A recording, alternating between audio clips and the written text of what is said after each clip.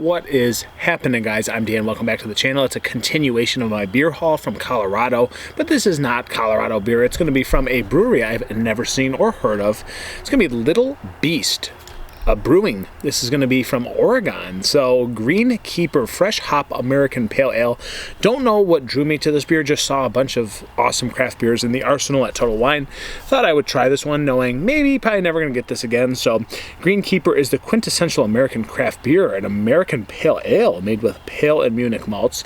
It's wet hopped with fresh Centennial hops only, and an hour from the fields. It's truly homegrown, guys. So I really like this at 5.2%. Thought it was cool. They're using Centennial hops, some of my favorite hops, and they are fresh and wet hopped. So let's try this one from Little Beast. I don't think they've been around for like too long. I think it's like 2017 if I remember correctly.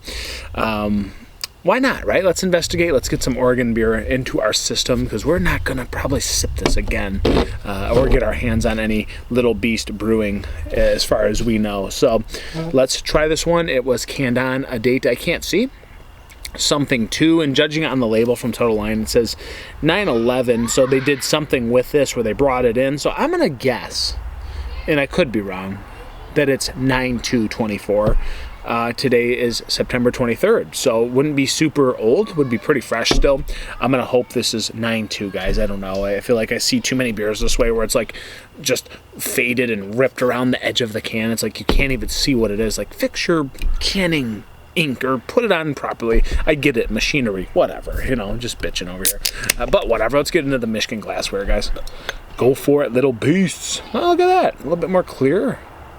Pretty clear yellow as we tip this buddy into there. All right, look at that. Not so hazy. 5.2%, not super hazy. Good clarity, actually. Pretty bright white head sitting on top. Decently fluffy, but not too dense or foamy. There's a little bit of chill haze. There's a little bit of haze in general, but still pretty clear compared to some beers that I've had recently.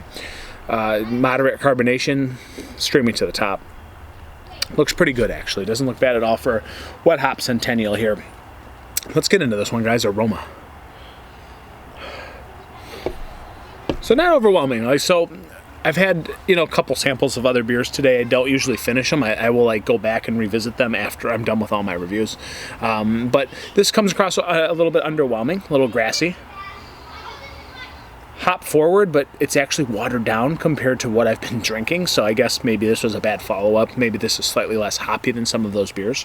But again, a little watered down, grass, pine, a little bit of a floral in here, but nothing outstanding. Little grass clippings. Again, I'm not getting anything like super fruit forward here. A little bit of grapefruit. Like there's subtle grapefruit in here, but watered down. Smells soft, if that makes sense. It doesn't smell too overpowering or anything displeasurable or unpleasurable. I don't know, I might like this beer though. Like, I'm all about drinkability these days, guys. So let me throw this out there.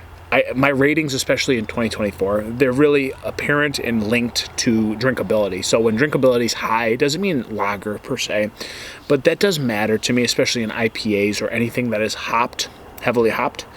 Drinkability matters. You can't just have Citra and pounds of Mosaic and pounds of Chinook and pounds of Centennial hops, and it just is a fruit bomb and a nasty acidic yeast bomb, right? There has to be balanced drinkability. This smells like it could have that potentially at 5.2% ABV. It smells pretty soft though. There is like a subtle fruit note, you know, this like orangey, grapefruit, kind of slightly juicy and a little bit pleasurable. Again, it doesn't smell unpleasurable. It smells good and soft and decadent a little bit. Let's go. Green Keeper. Cheers. 5.2% wet hopped.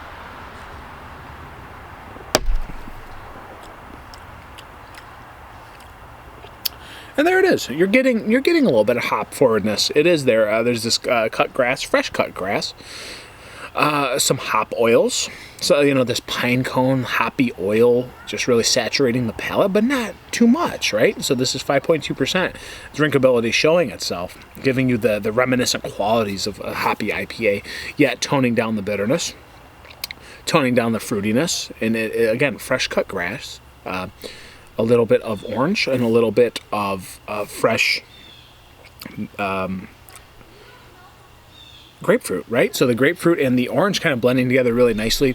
The grass, the fresh clippings really the most apparent in this beer without being too ridiculously bitter or overwhelming.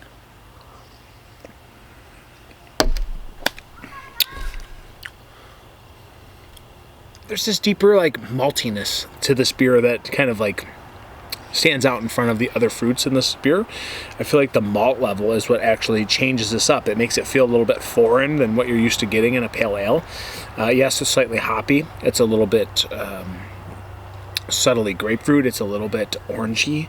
But again, the grass clippings and other fruits and other qualities of the hoppiness kind of overshadowed by this like different kind of like malt bill, right? So it's kind of grainy, but it's like kind of white bread, and then it's like almost like kind of foreign for a moment, right? And then it reels you back in, still says, hey, pale ale. So you got the grass, the pine, a little bit of pine resin, and just subtle earthiness to this beer. It's good. It's different.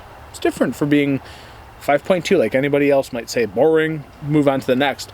I feel like there's some good qualities in this beer.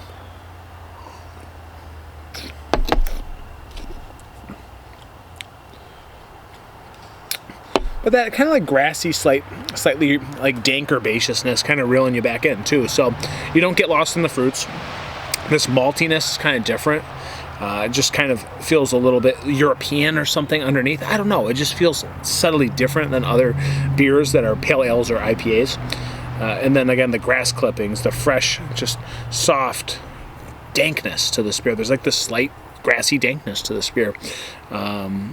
It's different in a good way. It's good, and the drinkability is very on point here, guys.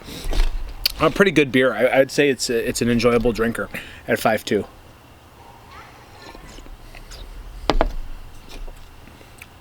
There is this like grassy dankness that's kind of overwhelming the orange and the grapefruit in this beer.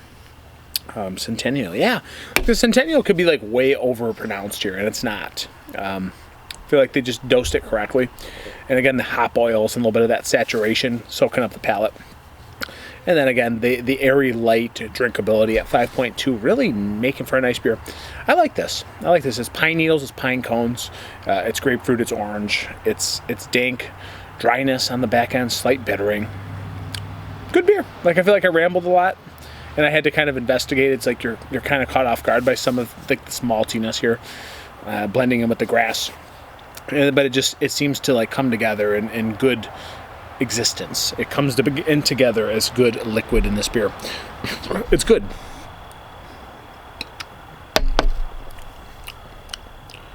More hop oils, but watered down hop oils with that strange maltiness. Good beer.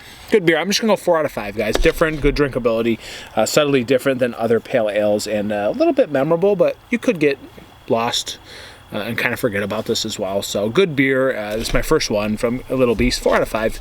Greenkeeper, thank you so much for being here, guys. Cheers, Prost, and Yama. See you on the next one.